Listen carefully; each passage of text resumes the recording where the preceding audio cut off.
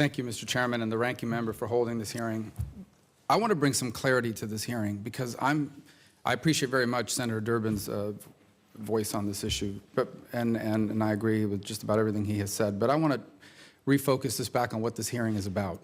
The purpose of this hearing is that there has been a bill filed in the Congress to sanction individuals related to and in the government of Venezuela for human rights violations committed against their own people.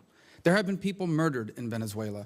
There have been people detained in Venezuela indefinitely. Even as we speak, Leopoldo Lopez, his hearing has once again been indefinitely postponed. There was a young man sodomized in Venezuela by government forces. There have been women that have been threatened. They've been threatened to rape them in Venezuela by government forces and those aligned with the government. What we are talking about here are sanctions against individuals responsible for human rights violations. It is typical in this process to set up these straw men. Oh, we're not going to send boots on the ground. We're not going to sanction the oil industry. The bill we have filed does not do any of that. We have filed a piece of legislation, and the purpose of this hearing is to call attention to human rights violations in Venezuela. And what we are saying is we should sanction human rights violators, who, by the way, happen to be people that travel to the U.S. with impunity, buy properties in the United States, laugh at us along the way, invest in our banks, send their kids to our school. They have zero respect for this government. What I have heard here today in response is, we don't want to sanction these people because it might unite them against us. Let me give you a brief bulletin. They are already united against us, other than the fact that when they come here to benefit from our free society on weekends in Miami and then go back and live off their newfound millions and billions that they've stolen from the people of Venezuela. This is not a hearing on oil sanctions. There is no bill before us to sanction oil in Venezuela. This is a bill that we are hopefully going to get to sanction human rights violators in Venezuela. What I have heard today is we should not sanction human rights violators because it might disrupt the process that is going on in Venezuela. Well, we sanction human rights violators in Russia. Why is what's happening in Russia more important than what's happening in Venezuela? We sanction human rights violators all the time, personally, individually. And we have their names. These aren't even hard to find. These people brag about what they're doing in Venezuela. The only difference between those sanctions, those people and others, is they spend their weekends in Miami. They spend their weekends in Florida. Mr. Malinowski, you have in your statement, you talk about Global Visión, which was once an independent television operation within Venezuela that actually covered news. What happened to Global Visión? It was given over to allies of the Maduro regime and the Chavez regime. It is now a propaganda arm of Venezuela. Do you know where they live? Do you know where they live? They live in Miami. They own a multi-million-dollar mansion in Coco Plum, in a very exclusive neighborhood in Miami. They drive up and down the streets in their fancy cars. They laugh at you and they laugh at us because they know they can get away with these things. So I guess what I'm asking is it now the policy of the United... Let me ask you this. Who in the opposition in Venezuela has asked you not to impose sanctions against human rights violators because it might disrupt the dialogue? Who has asked you not to do that? Either one of you. Who has asked you not to impose sanctions against human rights violators among the opposition in Venezuela? Senator, I'm just not comfortable sitting here and giving you individual names. Members of the MOOD who are participating in the dialogue have discussed this. Listen to what you just told me. You're not comfortable telling me their names because you fear for their safety. What kind of dialogue is that? Because what kind of dialogue is that, or the people that are involved in the dialogue can't tell you what they really believe? That's a fake dialogue. Guys, so is it the policy now of the United States that we will look, as long as this dialogue is somewhat successful, we're going to forget the human rights violations? So we'll just send a statement to condemn them, but we won't do anything about it. Absolutely not. And I think we've both said that we will speak out, we will make statements, but we will also consider those sanctions. As Assistant Secretary Malinowski said, we will keep considering that, and we will use those when we think the time is right. So there's a timing element when it comes to human rights violations? In essence, there comes a time when human rights violations are ripe? There's a timing element when it comes to the response of a particular tactic on human rights violations, not our condemnation. Give me an example where we have held back on human rights violation sanctions because of timing, anywhere else in the world. Give me an example of when the U.S. has said, we know you've committed human rights violations, but we're not going to sanction you because we're waiting for something else to happen. Give me an example of when we've done that successfully. Mr. Malinowski, you've been involved in this. I mentioned Burma as a case where we've applied sanctions very effectively over time. There are still human rights violations going on in Burma, but we have a process. We have a democratic process, a process of dialogue, and in consultation with the opposition, we have not continued to impose additional targeted sanctions over the last couple of years, but remain ready to at any Why did the point. dialogue happen in Burma? In Burma, Yeah, what was one of the things that led to the dialogue being successful? as I acknowledged a few moments ago, sanctions in that case did. We had an opposition in Burma that made very, very clear that at that point, it was important and useful and effective for the United States. No, but here's one. I agree with what you said. This is not a U.S.-Venezuela issue. This is this is for the Venezuelan people to decide what they want to do with the future of their politics. The purpose of our policy here is not to change the government in Venezuela, despite Maduro's claims. That's not for us to decide. That's for the people of Venezuela to decide. What we're saying is we have individuals that benefit greatly from the economy of the United States, particularly in my state. They benefit greatly from what they do in this country with our banks, our schools, our businesses. They invest with impunity throughout Florida and the country. These people also happen to be human rights violators or the associates of human rights violators. And all I'm saying is we should sanction them for what they did. This is not about changing the government in Venezuela. That's up for the people of Venezuela to decide. This is about punishing and shaming individuals responsible for human rights violations. And I guess it's to your point, Mr. Malinowski, I know your reputation. The first time we met was in a prison in Libya. Now, we weren't living there, either one of us. I mean, we met there as we were touring it. But this is what you've dedicated your life to. I know you're not here today to argue that we should somehow look the other way on human rights sanctions until the appropriate time. Sanctions serve two purposes in a situation like this. One is accountability, and there are times when we impose sanctions on people who have done horrible things because they have done horrible things and because it's the only thing we can do to make sure that they pay a price. There are other times when we impose sanctions and we determine the timing of the imposition of sanctions because we think there is a chance to make the kind of political progress that will end those human rights violations. Now, in a country like North Korea, for example, there isn't a scintilla of a chance that I see of political progress that's going to free people from concentration camps.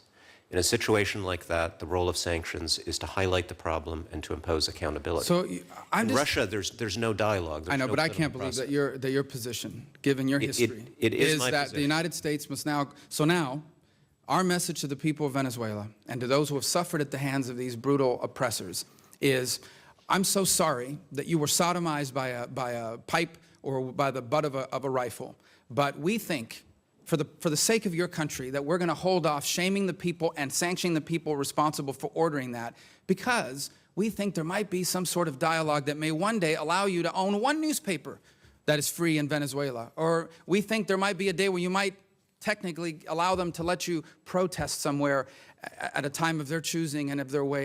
How can that be our policy? How can the United States not firmly be on the side of people who are being violated in this systemic way? I just don't understand how our foreign policy can be about that.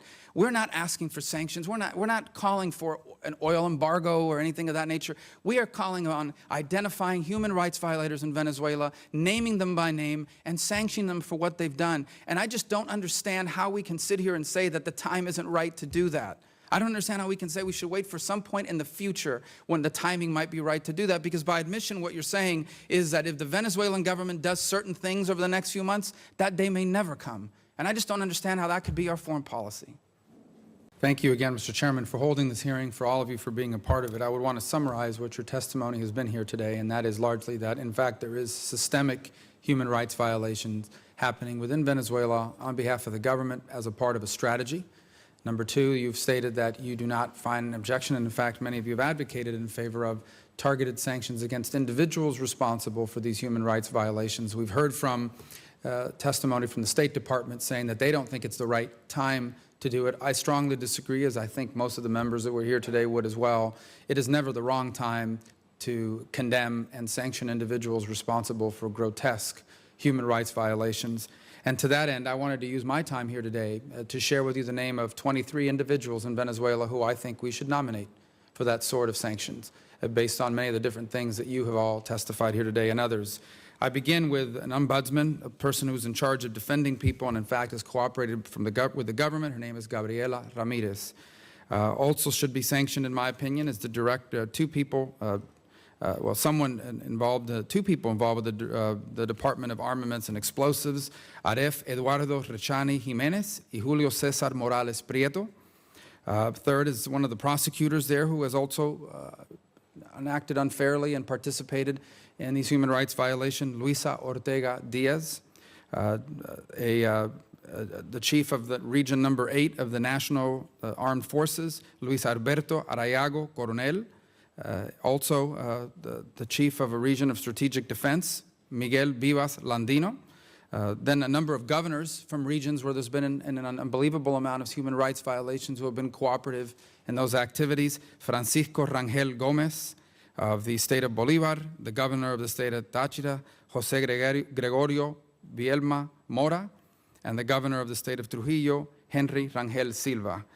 Beyond that, there are a number of other, commander of a regiment of what they call La Guardia del Pueblo, the commander of the Guardia del Pueblo regiment, Aquiles Rojas Patiño, another couple of individuals associated with the National Guard, Justo José Noguera Pietri, Sergio Rivero Marcano, the director of operations for that National Guard, also responsible for violations of human rights, Antonio Benavides Torres. The chief of Region Number 1 of the Regional Command of the Bolivarian National Guard, Franklin Garcia Duque. The chief of Region Number 2 of the National Guard, Arquimedes Herrera Russo. The chief of Region Number 3 for the National Guard, Manuel José Graterol Colmenares. The chief of Region Number 4 of the National Guard, Octavio Chacon. The chief of Region Number 5 for the National Guard, Manuel Quevedo. One of the ministers of Interior, Justice and Peace, there's anything but peace or justice in Venezuela today, who is directly responsible for many of these violations, not just encouraging them but looking the other way, is Miguel Rodriguez Torres. The vice minister of, another vice minister in the same Interior Ministry, Marcos Rojas Figueroa. The director of the National Bolivarian Police, someone who has actively participated in controlling and directing human rights violations, Manuel Eduardo Pérez Urdaneta. The Director General of their intelligence system, which has been deeply involved in these activities, is Gustavo Enrique González López, and associated with him as well, Manuel Gregorio Bernal Martinez. These are just 23 names. The list goes on, and we'll continue to collect those names of individuals and who I believe should be nominated for sanctions by this government at multiple levels. Beyond that, I would ask the comments of the panel. What about these individuals that have made themselves millionaires and billionaires because of the access they have to the government? What about individuals that have cooperated and enriched themselves as the process of that, who now actively parade up and down the streets of the United States, mocking us, quite frankly, acting with impunity, in many instances openly laughing at this nation's inability to reach them or do anything about it? Do you have any opinion on what we should do with private individuals who have facilitated what the government and these 23 individuals have been able to carry out within Venezuela? I support the sanctioning of individuals that have committed economic crimes, that are guilty of massive abuses and corruption. I, however, encourage that whatever sanctions are imposed on those individuals are well documented and let the world understand what have they done and why they're being sanctioned.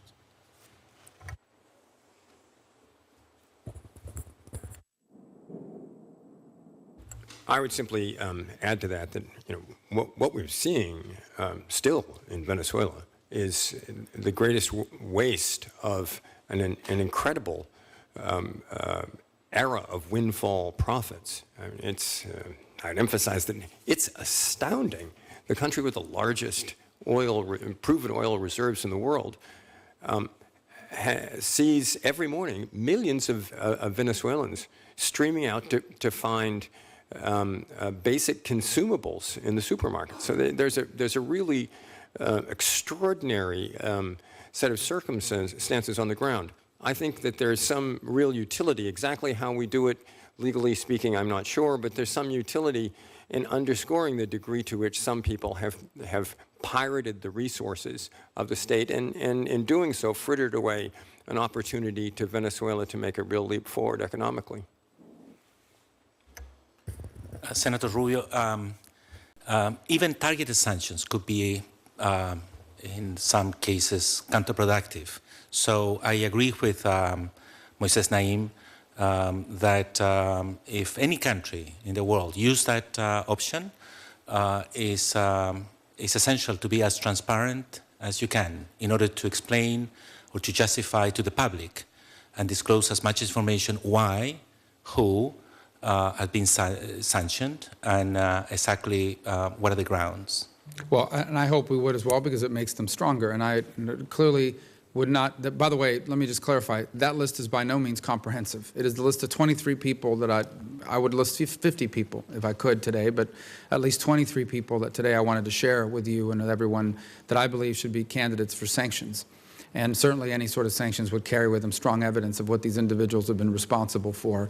And I would just close by taking this moment, because I know that this will be listened to by government officials in Venezuela. I do believe there are people within the government of Venezuela. In fact, I know there are people within the government of Venezuela that are quite uncomfortable with the direction that Nicolás Maduro and those around him have taken this country, not just because of the economic realities, but because of these violations. I know that there are professional military officers within the armed forces there that never signed up to be used as a way to repress their own people. And I would just say to them that the intention of the policy of the United States is not to interfere in the internal affairs of any nation. The future of Venezuela belongs to the people of Venezuela. They must determine the direction of that country and what sort of system of government and economics they want. What we also want them to understand is that the United States will not stand by and idly watch as the rights of people with whom we share this hemisphere are systematically violated by an anti-American government, to top it all off, and ignore their plight. And we will endeavor to use, and I think in a bipartisan way, I hope, and I know in this committee that will be the case, in a bipartisan way, to use the influence and the power of the United States of America to firmly line up on the side of those who aspire to liberty, to freedom, and to respect of human rights. And that's our intentions here, and I pray and hope that that's the direction that we will go in the weeks to come. Thank you, Mr. Chairman.